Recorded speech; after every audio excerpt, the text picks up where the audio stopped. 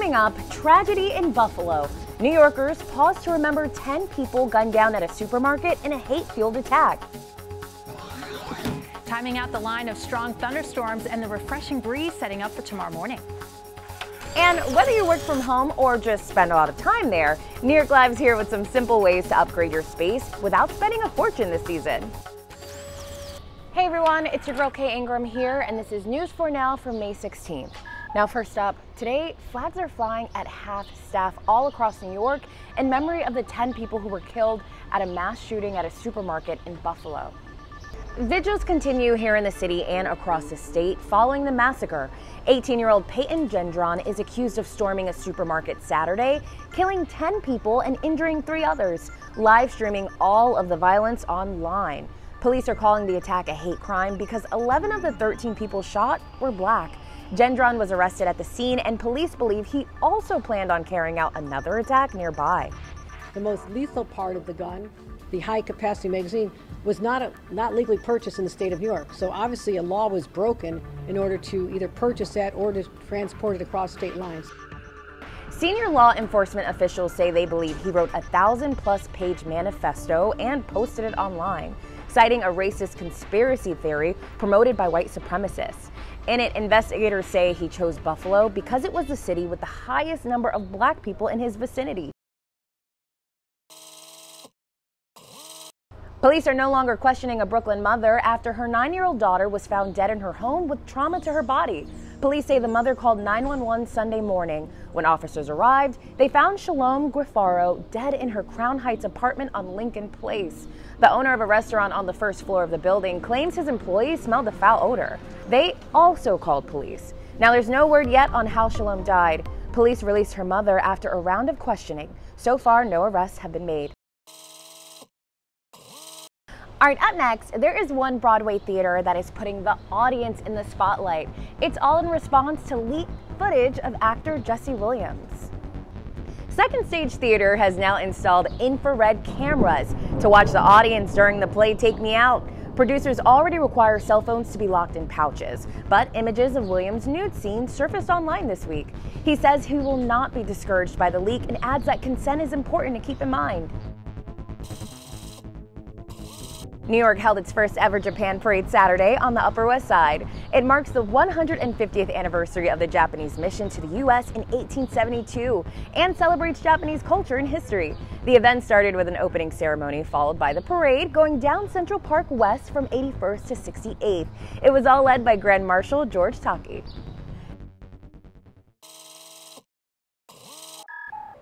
Hi there, I'm Storm Team 4 meteorologist Maria LaRosa, watching these showers and thunderstorms, gusty, damaging wind threat as it moves through over the next few hours from the dinner time into later on this evening. That line coming through the Hudson Valley, the city, down the shore, and then beginning to clear Long Island as we get into that 8-9 o'clock time frame. After that, already seeing the skies clear, drier air moves in, starting off with a refreshing breeze tomorrow. Winds picking up from the south ahead of those storms to the west. 10 to 20 miles per hour by tomorrow morning, and temperatures back down into the upper 40s and 50s. 47 for the low in Monticello, waking up to 57 in the city, 55 in Islip, mid-50s from Belmar and Toms River, but the humidity comes down, and again that refreshing breeze for the rest of the day. All right, be honest, you've got spring cleaning on the brain. And if that is true and you're anything like me, you're trying to figure out ways you can do it without breaking the bank. New York Live is here with some tips anyone can try. Check it out.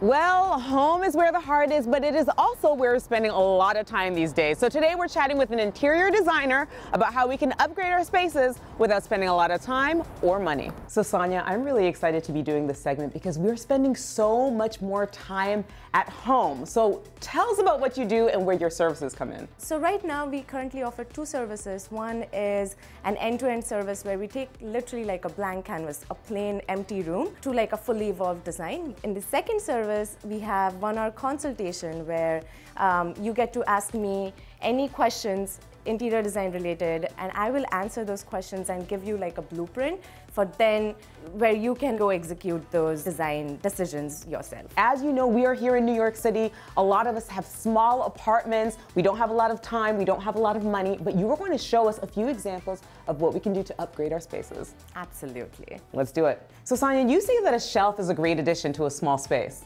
For city dwellers, a piece like this, I feel, is such a multifunctional piece because for us, it is a bar because we love hosting, and then it also doubles up as a library because we also love reading. And that saved me so much space in my apartment. So something like this would be super functional and stylish. So you say that art is really important when we're trying to elevate our spaces. Tell me more. Yeah, so art instantly makes your space feel so much more elevated. I would say, for example, that if you have a small space with lower ceilings, go for one large statement piece, versus if you have a bigger room with taller ceilings, have something like a gallery wall where you add all those pieces that you've collected over the years or you always wanted to display in your rooms. Well, Sonia, you've given us so much to think about. I cannot wait to put these tips to good use.